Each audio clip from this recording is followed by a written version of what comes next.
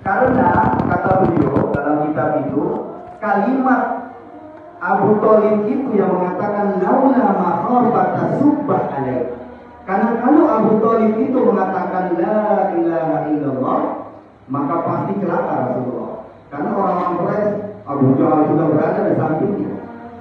Karena nggak ada yang bela Nabi lagi.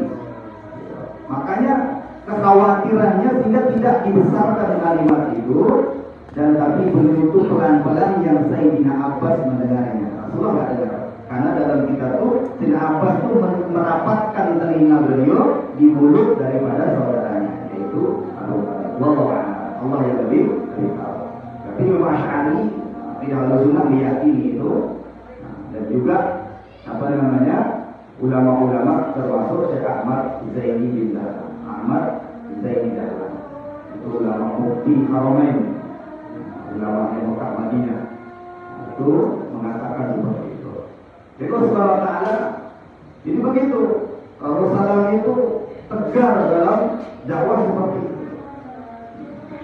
Maka itulah dakwah itu kata Masyayikh itu ya, maksud dakwah itu kan ada 4. Maksud dakwah, maksud tujuan, ada maksud, ada tujuan. Maksud dakwah itu kata ulama pertama Islamul, untuk memperbaiki diri. Itu maksud dakwahnya. Kita keluar itu maksudnya. Jadi untuk perbaiki diri kita. Yang kedua, maksud dakwah ini adalah liyazdadu iman, untuk menguatkan, untuk meningkatkan, untuk menambah keimanan kita. Itu maksud dakwah. Kemudian yang ketiga, liyashtaruddin, intisyaruddin, untuk menyebarkan, untuk menyampaikan agama kepada manusia. Kemudian yang keempat adalah wa yu'allimun nas, untuk mengajarkan agama kepada manusia. Jadi tujuan dakwah seperti itu ada 4. Maksud daripada dakwah ada 4. Nah, pada kita ini lalu apa? Liyazdadu iman itu untuk menguatkan keimanan kita itu. Makin kita dakwah, makin kita kuat iman, agar kita ini bisa mengikuti bagaimana perjuangan dakwahnya Nabi SAW. Walaupun sendirian, Rasulullah SAW seperti itu. Ini yang sampaikan tadi, kita ya alhamdulillah bersyukur. Ini sudah banyak kalau Rasulullah sendirian dan yang dihadapi orang-orang. Nah, kita dakwahnya kemana? Tujuannya kemana? Keempat tujuan kita, seluruh manusia. Maka Imam Ghazali dalam dia itu mengatakan, jadi dakwah itu yang pertama walil kafir yuslim. Jadi dakwah untuk orang kafir tujuannya apa? Agar dia masuk Islam. Jadi dakwah kita juga kepada orang kafir. Kemudian yang kedua walil mukmin liyazdadu iman. Dan kita juga dakwah itu kepada orang beriman, kepada orang beriman dakwah. Iya, tujuannya apa? Liyazdad itu untuk meningkatkan iman. Karena iman kita ini makin turun naik, bahkan keluar masuk. Makanya dengan dakwah ini untuk meningkatkan iman.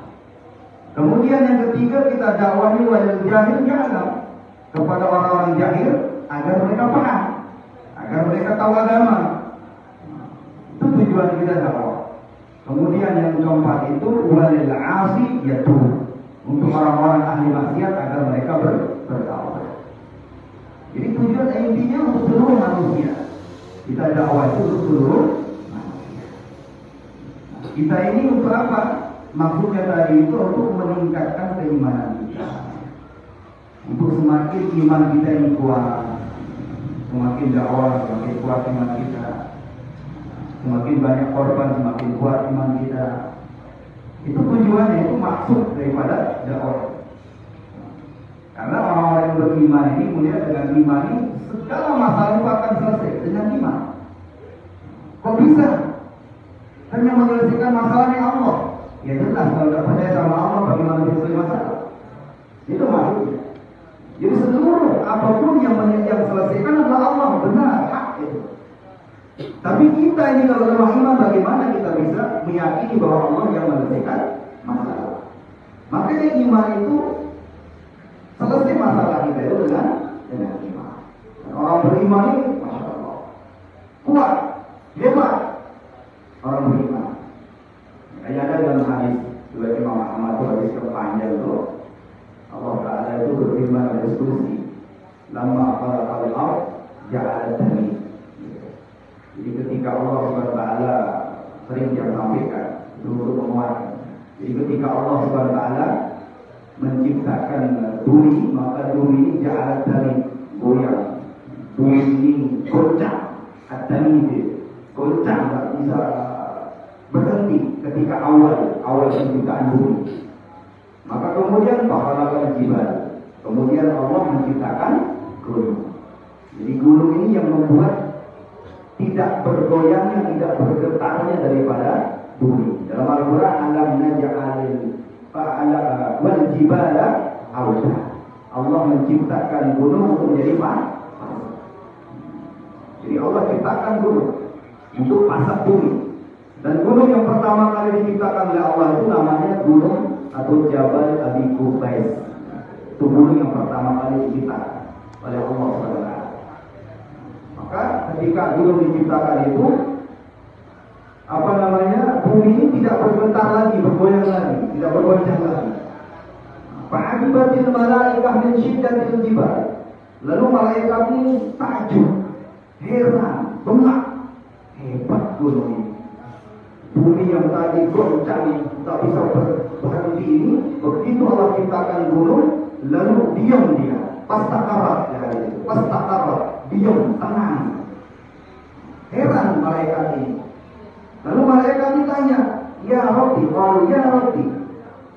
hal min khalqika syai'un asyaddu minal jibal, kata malaikat. Wahai Allah, adakah ciptaan Engkau yang lebih dahsyat, lebih hebat daripada gunung? Naam, kata Allah firman. Ya ada, apa al-hadid. Kalau Allah ciptakan besi. Besi lebih hebat dari gunung. Kok bisa besi lebih hebat dari gunung? Sudah sepotong. Bes, namanya datar banget. Apa beku? Beku lah kenapa? Ada gunung kuat, batu banget, penghalang antara Mina dan Musdalifah. Sekarang jebol dari terowongan. Karena apa? Besi. Ketika alat besi ini untuk putar.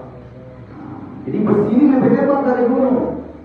Maka malaikat pun, ya Rabbi, hal min khalqika syai' asyaddu minal hadid. Adakah ciptaan Engkau yang lebih hebat yang bisa mengalahkan hadid? Besi, nama ya Allah, ada apa? An-nar. Baru kalau ciptakan api. Api lebih hebat dari besi. Kalau dimanapun jenis besi, mau baja, mau katana, mau apa, kalau sudah disebut, leleh. Besi ini leleh. Besi yang tadi itu bisa dijadikan apa itu? Api tuh. Lalu malaikat pun tanya lagi, ya Rabbi, hal min khalqika syai'un asyaddu minan nar. Adakah ciptaan Engkau yang lebih hebat yang bisa kalahkan api? Na'am. Apa itu? Al-ma. Lalu ciptaan air. Air yang mengalahkan api. Ada kebakaran, datang pemadam bawa air mengalahkan api. Kemudian malaikat tanya, ya Rabbi, hal min khalqika syai' asyaddu minan nar. Hal minal ma'. Nah, ada yang lebih hebat daripada air. Apa? Air. Baru Allah ciptakan angin. Angin lebih hebat. Coba ke pagi-pagi terus supaya di ombak. Datang timur, goyang. Digoyang air ini tenang apapun kalau sudah angin berdaya, angin timur dapat, ombak dari mana? Udah, angin hebat. Air hujan, pernah tidak tahu kan hujan lagi, ya? Hujan lain. Apa yang bawa? Angin. Angin yang bawa karena hujannya dari awan. Wal mukhtirat dalam wal mukhtirat ansajaja. Mukhtirat itu kata ulama dalam tafsir jalan itu, mukhtirat itu perempuan yang mau haid, namanya mukhtirat. Perempuan yang mau datang bulan itu. Jadi air itu dari tampung, tinggal tunggu perintah Allah. Nah, awan ini yang gerakannya adalah angin. Jadi angin. Jadi bumi-bumi hujan datang angin, dia akan bergerak kemana angin bergerak, kemana bergerak air itu. Jadi kalau air itu dengan hujan, ya Rabbi, hal min khalqika syai'an asaddu minar rih. Adakah ciptaanku yang lebih hebat yang bisa kalahkan angin? Naam, apa belum ada. Baru manusia. Dalam hadis itu manusia ikhlas. Manusia yang ikhlas itu hebat. Semuanya bisa dimanfaatkan, semua bisa kalah. Dimanfaatkan angin, dimanfaatkan air, semua dimanfaatkan oleh manusia. Nah, kemudian sekarang yang kalahkan manusia itu apa? Ini kata ulama. Ini hadisnya sampai di sini. Yang kalahkan manusia itu apa? Yang kalahkan manusia itu tidur. Allah ciptakan naum, tidur. Dia dengan pintar orang ngorok terang. Pintar apa pun profesor, dokter tanya dia, Pak, 1 kali 1. Tidak bisa. Sekuat kebal pun apa, kalau tidur udah tinggal gancok mati. Orang hebat banyak kemalingan, kerampokan karena tidur. Kemudian tidur itu kita memaling. Karena dia tidur apa kemalingan. Karena dia tidur makanya kerampokan. Jadi tidur ini lebih hebat. Kalah semuanya karena tidur ini. Jadi kita Allah lemah tapi kuat yang namanya tidur ini. Nah sekarang apa yang kalahkan tidur? Atau ulama yang kalahkan tidur al-hazim. Apa ada susah, gelisah. Susah, dengan susah ini diam. Nah, itu yang kalahkan. Susah anak ini bayar SPP itu. SPP apa? Susah ini susah. Ada bapak susah.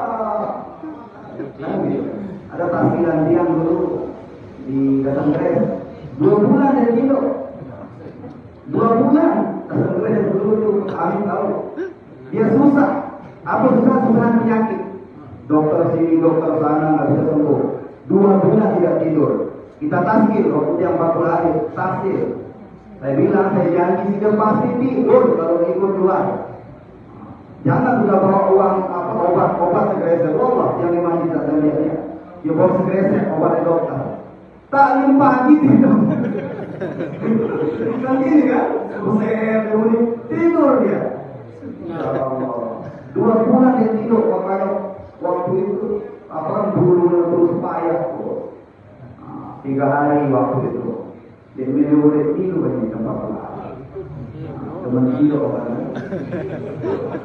Pengganti 1 bulan. Jadi susah ini ya, tak bisa kita ciptaan Allah susah ini hebat. Kalah sama yang berburu ini, kalah di susah. Nah sekarang apa yang kalahkan susah? Man 'amila salihan min dzakarin aw untha wa huwa mu'min falanuhyiyannahu hayatan thayyibah. Iman kalahkan susah. Kamu dengan beriman jadi susah. Saya susah nih, berarti kamu dia beriman, dia lemah iman bersusah.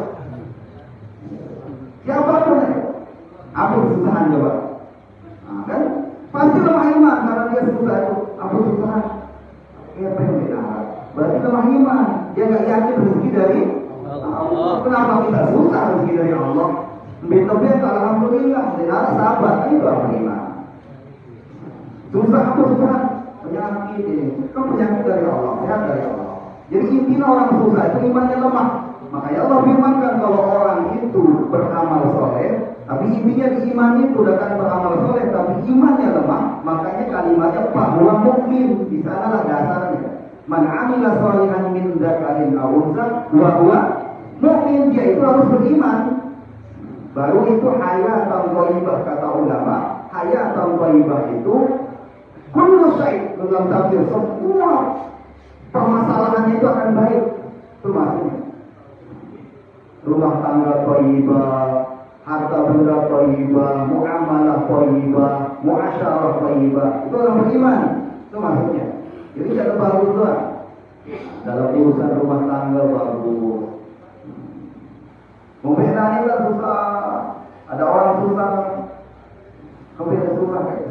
zina di rumah tangga, kemudian selingkuh, terima nama kan, baru jadi wajar. Itu maksudnya.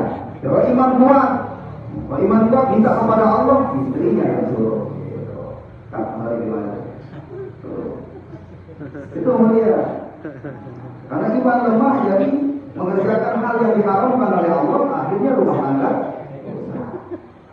Itu adalah, jadi kalau kita jabarkan banyak intinya iman. Jadi iman itu penting mulia. Makanya untuk menguatkan iman kita ini dengan dakwah tadi, iman itu yazdadu, dakwah itu yazdadu iman untuk menguatkan iman kita. Insyaallah ya? Insyaallah ya. Kita sama-sama insyaallah kita ambil niat kita yang azam dari sekarang, kita berdiri insyaallah untuk kita sama-sama kuatkan iman kita dengan cara dakwah bil khuruj, dengan cara dakwah keluar, meninggalkan daripada rumah kita, kampung halaman kita, pekerjaan kita. Nah, tujuan kita ini apa? Untuk menguatkan iman kita. Karena dengan cara itu mulia, baru iman kita ini akan meningkat, iman kita ini akan kuat. Insyaallah, insyaallah.